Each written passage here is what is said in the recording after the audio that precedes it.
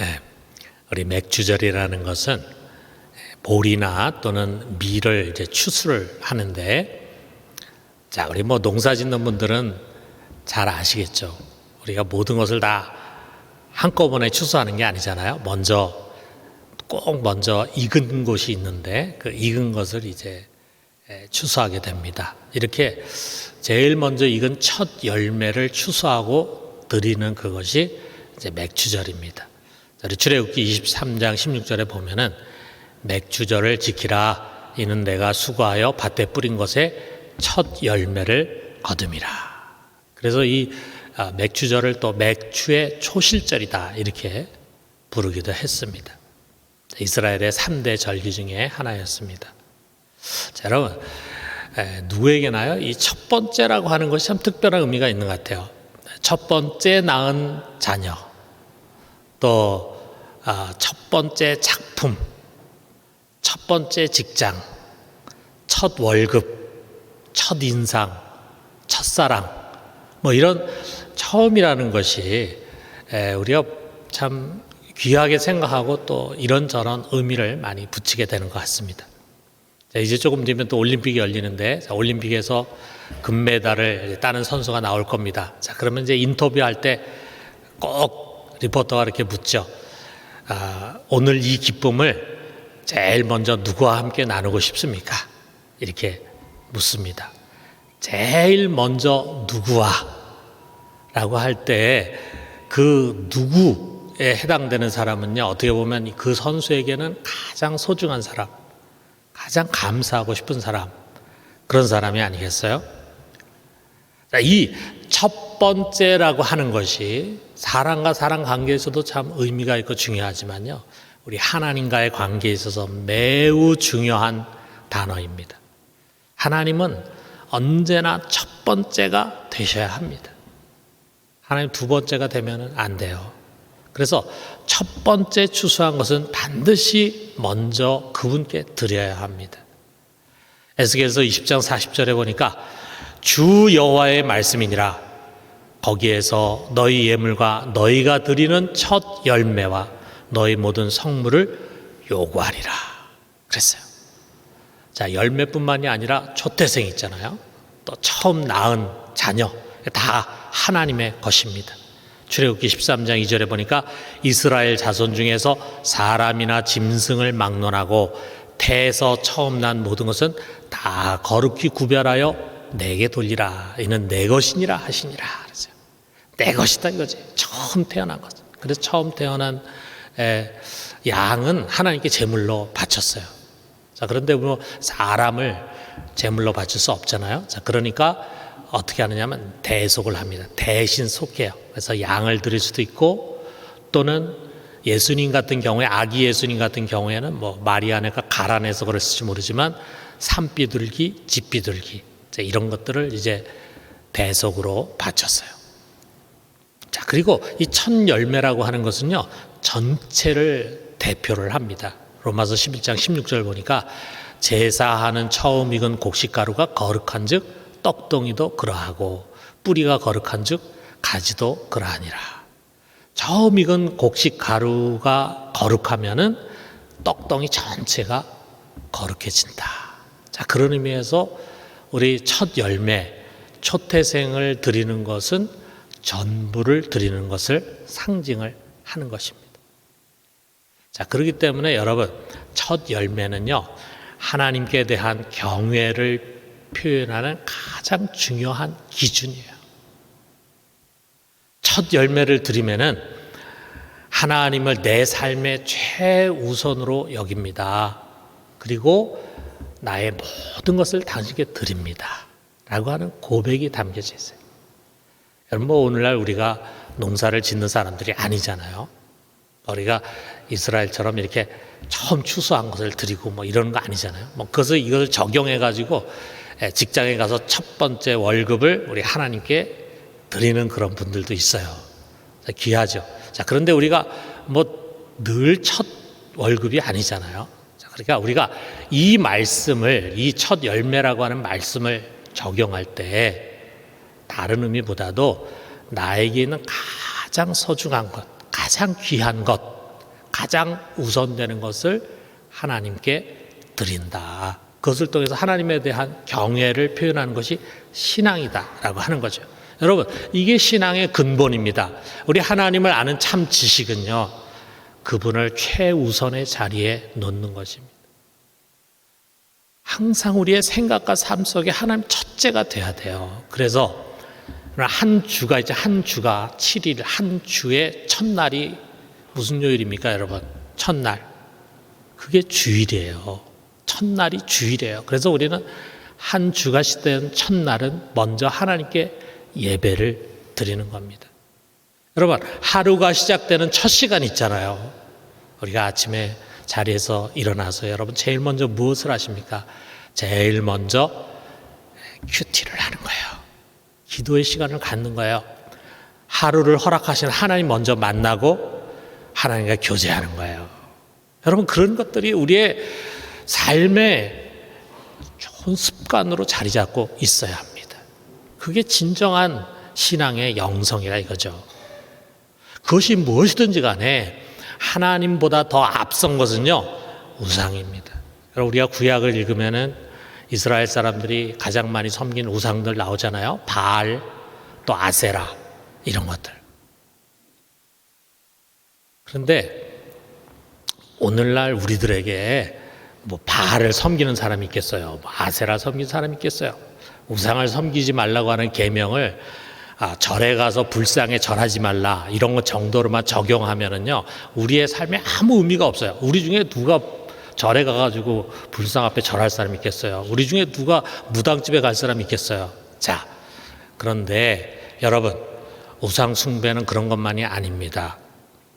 재물이든 권력이든 쾌락이든 하나님보다 더 사랑하면은 그것이 우상 숭배예요. 하나님보다 부모라든지 또는 자녀 사랑을 앞세우면 우상 숭배입니다. 여러분, 하나님은요, 무조건 첫째가 돼야 되고 우선이 돼야 됩니다. 왜 그렇습니까? 그분이 만물의 근원이거든요. 생명의 주권자시고 생명의 근원이시거든요.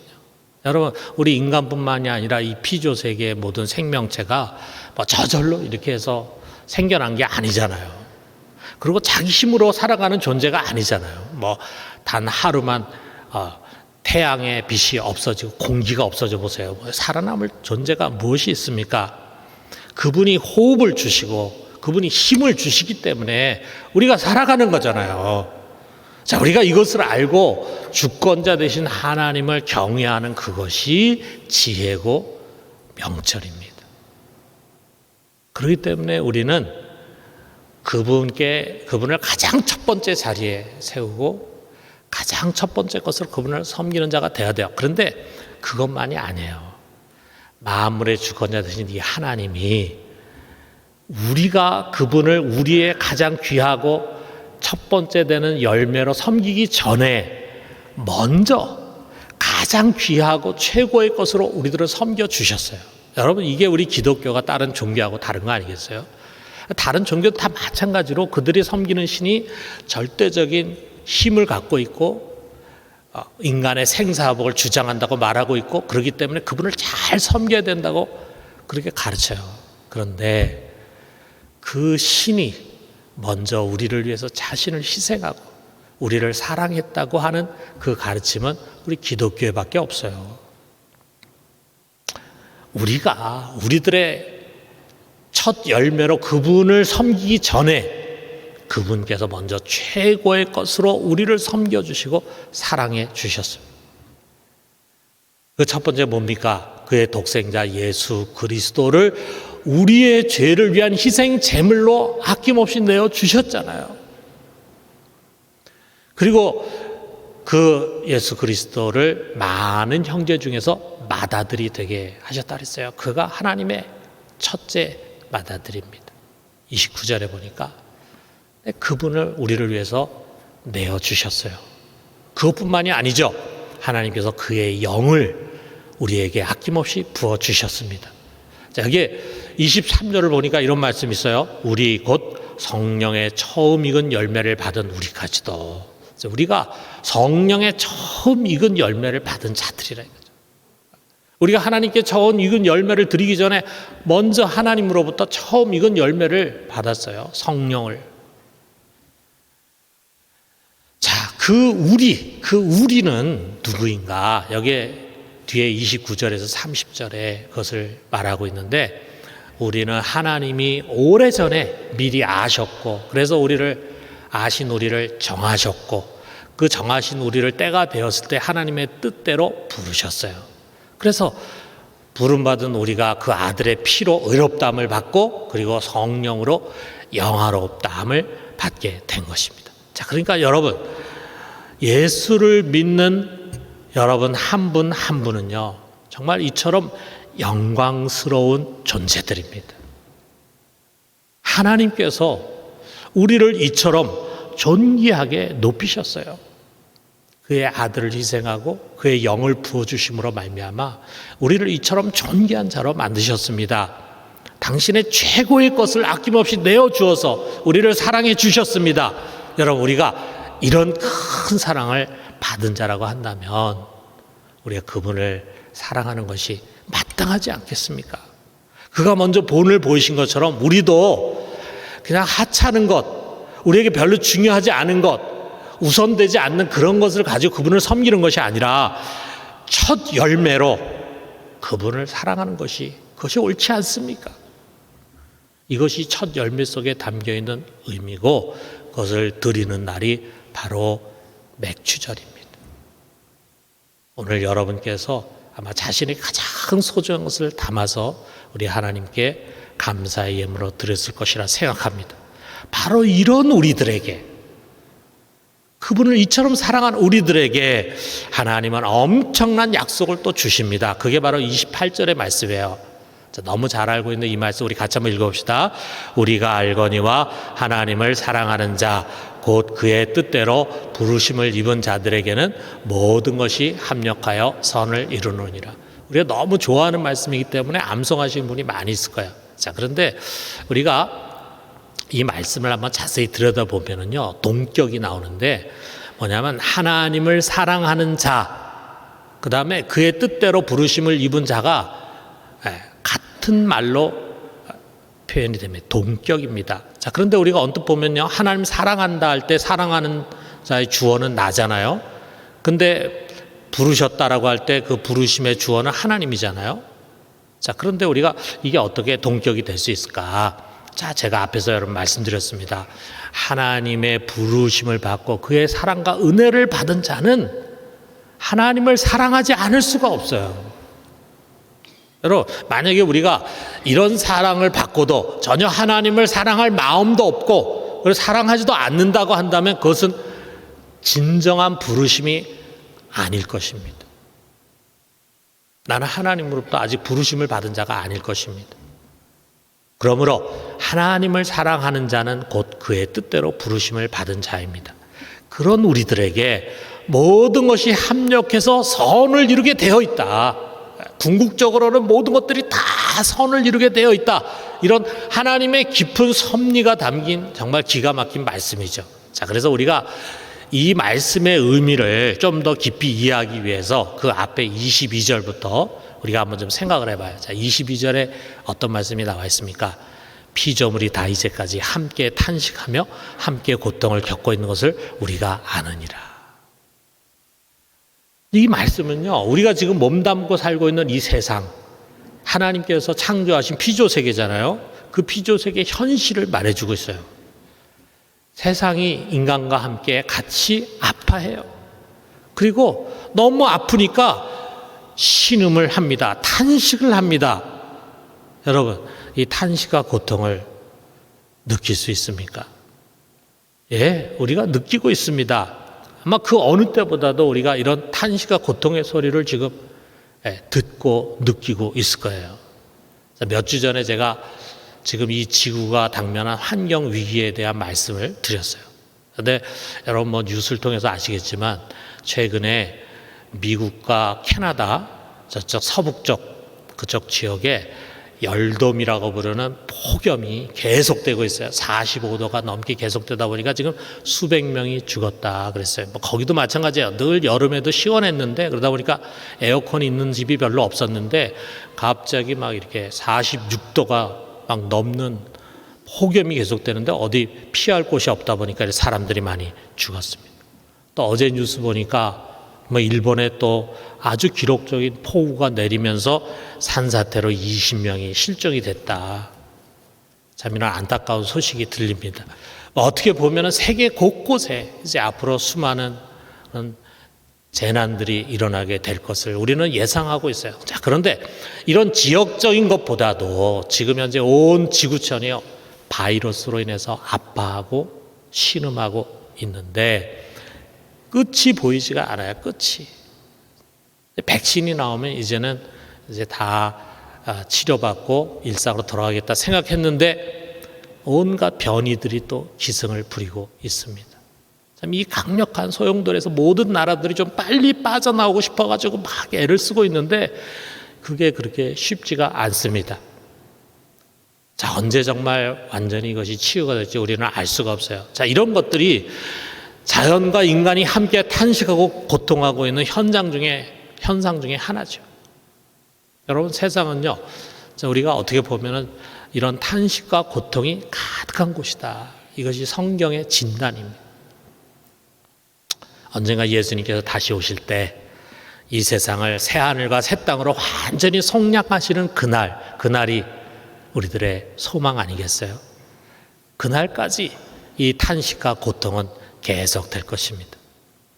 자, 그 속에서 살아가는 우리 하나님의 자녀들, 믿는 우리들 역시 이 피조 세계에서 벗어날 수가 없어요.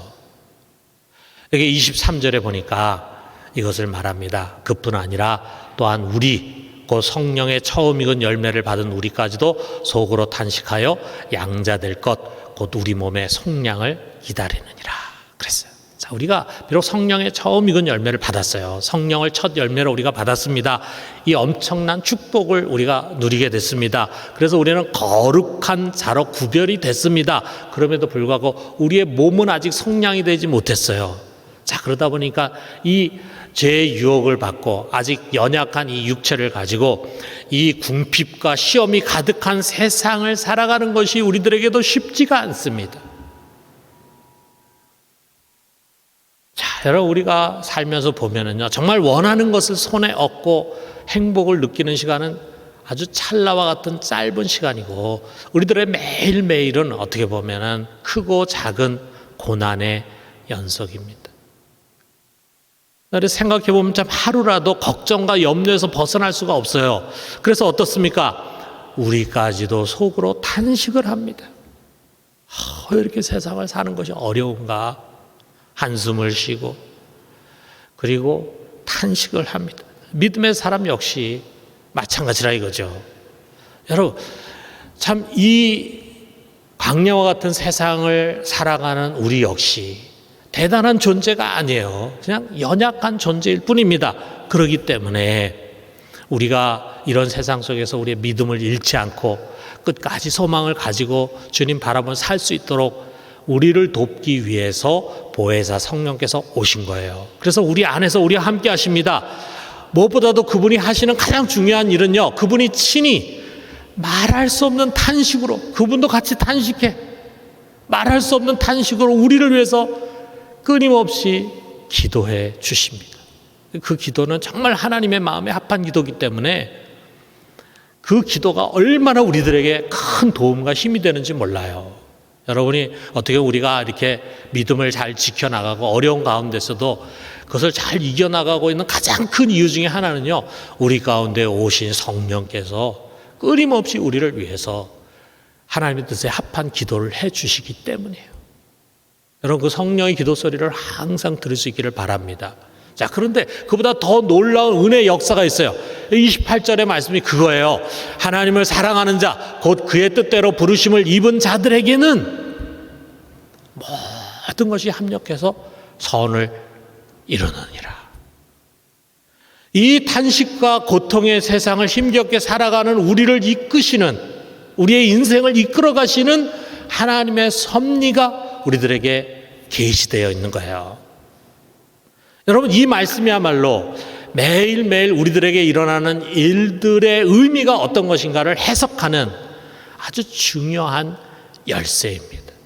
지금 여러분들이 겪는 일들, 지금 여러분들이 감당해야 하는 그런 일들의 의미가 무엇인가, 왜 나에게 이런 일이 왔는가, 왜 내가 이런 일을 겪어야 되는가라고 하는 것을 해석하는 아주 중요한 열쇠가 되는 말씀이라 이거예요.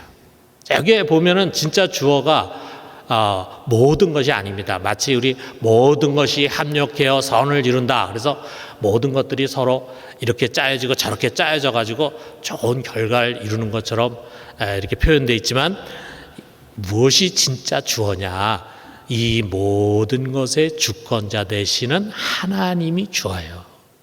그 주권자 하나님이 우리도 모르게 우리에게 찾아오는 모든 것들을 잘 조정해 가지고 합력해서 선을 이루게 만드시는 거예요. 여기에 선으로 번역된 아가토스라는 말이 성경에 참 많이 나오는데요. 그 의미가 선한이란 뜻도 있고요, 좋은이란 뜻도 있고, 유익한, 또 도움이 되는 그런 뜻인데, 우리 당커라고 하는 사람의 사전을 보면은요, 여기에서 이 로마서에서 이 의미가 정확하게 무슨 뜻인가를 이렇게 해석했어요. 누군가에게 최고의 유익이 되게 하는 상황에. 너무 좋은 말이잖아요. 누군가에게 아주 최고의 유익이 되게 하는 상황. 그것이 이 아가토스라고 하는 말의 의미라 이거죠. 자, 여러분, 모든 것이 합해서 합력해서 우리에게 가장 좋은 것이 되게 하는, 가장 최고의 유익이 되게 하는 상황을 만들어 간다라고 할 때, 이 모든 것에는요, 그야말로 우리들에게 일어나고 주어진 모든 것이 다 포함되어 있어요. 여러분이 일상에서 경험하고 또 여러분이 살아가는데 겪게 되는 모든 것들이 다 포함되어 있습니다. 뭐 그 중에는 뭐 좋고 자랑할 만하고 만족할 만한 것도 있겠지만, 그런 것들만이 아니죠. 도대체 왜 이런 일들이 나에게 찾아온 거야 하면서 불평할 만한 것들, 왜 나는 이것밖에 안 되는 거야 하면서 부끄러워할 것들, 그리고 우리를 불안하게 만들고 두렵게 만드는 것들, 불행하게 만들고 슬프게 만드는 그 모든 것들이 여기 다 포함되어 있어요. 그런 것들은 어떻게 보면요, 우리들 전 쓸모가 없습니다. 그리고 오히려 가시와 같이 생각되는 그런 것들이에요. 좀 없었으면 좋겠어. 근데 그게 나에게 찾아와서 내 인생의 문을 두드리고 내 안에 들어와가지고 나를 두렵게 만들고, 때론 나를 슬프게 만들고 불행하게 만듭니다. 자, 그런데 그런 것들을 우리 하나님께서 기가 막히게 조합을 해가지고요, 우리들에게 최고로 유익한 환경과 여건으로 만들어 가시는 거예요. 그래서 처음에 그것을 우리가 만나게 됐을 때는 막 우리 속에 탄식이 나오고 불평이 나오고 불만이 나왔는데, 이 하나님의 놀라운 조화와 조합을 경험한 다음에 우리도 모르는 가운데 탄식이 탄성으로 변해, 그리고 감사하고 찬양이 저절로 나오는 것입니다. 여러분, 제인 펄킨스라고 하는 영국 화가가 있어요. 좀 특이한 화가인데, 자, 여기 이것이요. 여러분 누구 같습니까? 뭐 음악 하시는 분들은 아실 거예요. 베토벤이라는 작품을 그분이 이제 만들었는데, 이 펄킨스라는 그 화가는요, 아주 정리정돈의 달인이에요. 근데 이 사람은 자기가 버린 쓰레기 있잖아요. 그리고 다른 사람 버린 쓰레기, 그거를 모아가지고, 그 쓰레기 뭐 우리 돈 주고 사겠어요? 공짜잖아요. 근데 그 공짜 쓰레기를 가지고 작품을 만드는 거예요. 그래서 이것을 300만 원 이상의 아주 비싼 작품으로 만들어서 팝니다.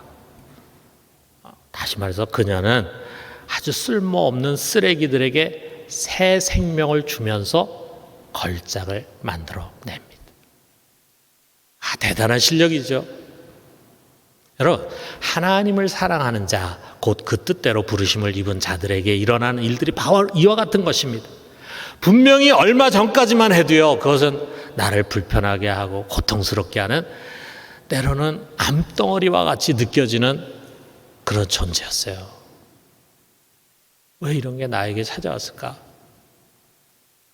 왜 이런 불행이 나에게 주어졌을까라고 생각되는 그런 것이었어요. 그런데 그것이 도리어 내게 아주 유익한, 아주 귀한 것으로 바뀌어지는 것입니다. 저절로가 아니고 사람에 의해서가 아니고 하나님이 그렇게 만드시는 것입니다.